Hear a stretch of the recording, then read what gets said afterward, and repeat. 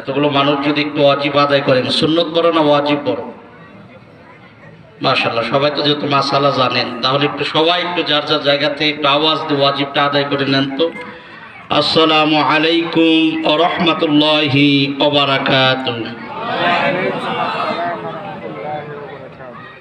আপনারা সবাই কেমন আছেন? একটু জোরে সোরে বলেন তো, সবাই কেমন আছেন? আর একটু জোরে সোরে বলেন, সবাই কেমন আছেন? সব কিছুর একটা তরতিব থাকে, একটা নিয়ম থাকে, যে কোনো জিনিসের একটা প্রস্তুতি থাকে। তো আমরা একটু আগে এই জিনিসগুলো একটু ঠিক করে নেই। 3টা জায়গায় কখনো ফাঁকা রাখতে হয় না। বলেন তো কয়টি জায়গায়? এই 3টি জায়গায় যদি ফাঁকা রাখেন তাহলে তাৎক্ষণিকভাবে বিপদ আসতে পারে এবং হামলার উপরে মামলা চলতে পারে। এই জন্য আমরা 3টি জায়গায় কখনো ফাঁক রাখবো না।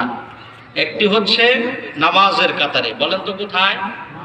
মাশাআল্লাহ, একটু আওয়াজ দেন না, বলেন কোথায়? 2 নাম্বার হলো কোরআনের মাজলিসে। 3 নাম্বার হলো স্বামী স্ত্রীর জায়গায়। স্বামী স্ত্রীর জায়গায় কেউ যদি উত্তর দিকে থাকে, কেউ যদি দক্ষিণ দিকে থাকে, এখানে বিপদ কমবে না বাড়বে? জোরে বলেন, কমবে না বাড়বে? যত কাছাকাছি থাকবে তত আল্লাহর পক্ষ থেকে রহমত মহব্বত চলে আসবে। জোরে বলেন সুবহানাল্লাহ।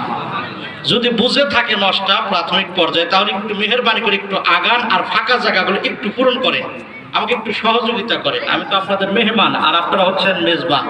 তো একটু মেহেরবানি করে, আমি 100 মাইল দূর থেকে আল্লাহ তাআলা আপনাদের দোয়ার বরকত আল্লাহ তাআলা